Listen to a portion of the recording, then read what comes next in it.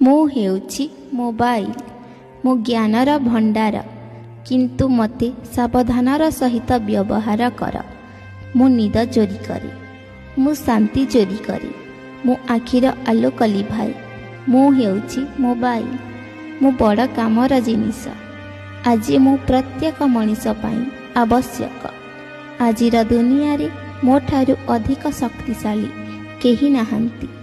ଆପଣ ଜାଣନ୍ତି କାହିଁକି ଏବଂ କିପରି ମୁଁ ଏତେ ମଜବୁତ ଏବଂ ବଳଶାଳୀ ହେଲି? ମୁଁ ହେଉଛି ମୋବାଇଲ। ମୁଁ ପିଲାମାନଙ୍କର ପିଲାଦିନ ଖାଇଲି। ମୁଁ ଯୁବକମାନଙ୍କର ଯୌବନ ଖାଇଲି। ମେଣ୍ଟିଲାନି ମୋର ଭୋକ। ମୁଁ ଜେଜେବାପା ଜେଜେମାଙ୍କ କାହାଣୀ ବି ଖାଇଦେଲି। ମୁଁ ହେଉଛି ମୋବାଇଲ। ମୁଁ ବହି ଖାଇଲି। ମୁଁ କାଲକୁଲେଟର ଖାଇଲି। ମୁଁ ବହୁତ ଛୋଟ, କିନ୍ତୁ ମୁଁ ବଡ଼ ପରଦାର ସିନେମା ଘରକୁ ବି ଖାଇଦେଲି।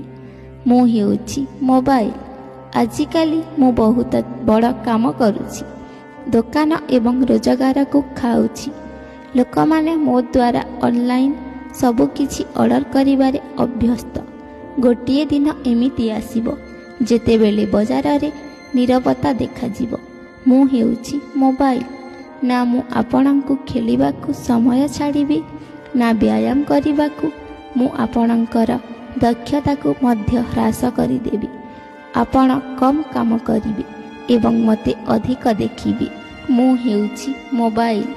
ଯେମିତି ଆପଣଙ୍କୁ ମୋର ନିଶା ଲାଗିଯିବ, ସେମିତି ମୁଁ ଆପଣଙ୍କର ଅଭ୍ୟାସରେ ପରିଣତ ହୋଇଯିବି। ମୁଁ ଆପଣଙ୍କୁ ସେହି ଲୋକଙ୍କ ଠାରୁ ଦୂରେଇ ଦେବି ଯିଏ ଆପଣଙ୍କର ବହୁତ ନିଜର ଅଟନ୍ତି। ମୁଁ ହେଉଛି ମୋବାଇଲ। ମୁଁ ଟର୍ଚ୍ଚକୁ ଖାଇଲି, କ୍ୟାମେରା ଖାଇଲି। ମୁଁ ପ୍ରତ୍ୟେକ ଗଳିର ସମସ୍ତ ଖେଳ ଖାଇଗଲି। ମୁଁ ଟେପ୍ ରେକର୍ଡ଼ ଖାଇଲି। ବର୍ତ୍ତମାନ ପିଲାମାନଙ୍କର ପିଲାଦିନ ଖାଇ ଆହୁରି ମୁଁ ଅଧିକ ଶକ୍ତିଶାଳୀ ହେଉଛି। ମୁଁ ହେଉଛି ମୋବାଇଲ। ମୁଁ ରେଡ଼ିଓ ଖାଇଛି, ଘଣ୍ଟା ଖାଇଛି, ଟିଭି ମଧ୍ୟ ଖାଇଛି। ମୁଁ କମ୍ପ୍ୟୁଟର ଖାଇଲି। ମୁଁ ଚିଠି ବା ପତ୍ରକୁ ସମ୍ପୂର୍ଣ୍ଣ ନଷ୍ଟ କରିଦେଲି। ତେଣୁ ମୋତେ ସାବଧାନରେ ବ୍ୟବହାର କରନ୍ତୁ। ସାବଧାନରେ ବ୍ୟବହାର କରନ୍ତୁ। ବିଶ୍ୱାସ କରନ୍ତୁ, ଏହି ଚ୍ୟାନେଲ ଆପଣଙ୍କ ପାଇଁ ପ୍ରତିଦିନ ଏମିତି ଶିକ୍ଷଣୀୟ ବାର୍ତ୍ତା ଆଣିବ। ତେଣୁ ଡେରି ନ କରି ଏବେ ହିଁ ଆମ ଚ୍ୟାନେଲ ଗୀତିକା ଭଏସ୍କୁ ସବସ୍କ୍ରାଇବ୍ କରିଦିଅନ୍ତୁ। ନୋଟିଫିକେସନ୍ ବେଲ୍କୁ ଅନ୍ କରିଦିଅନ୍ତୁ। ଭିଡ଼ିଓକୁ ଗୋଟିଏ ଲାଇକ୍ ନିଶ୍ଚୟ କରନ୍ତୁ। ଭିଡ଼ିଓ ଦେଖିଥିବାରୁ ବହୁତ ବହୁତ ଧନ୍ୟବାଦ।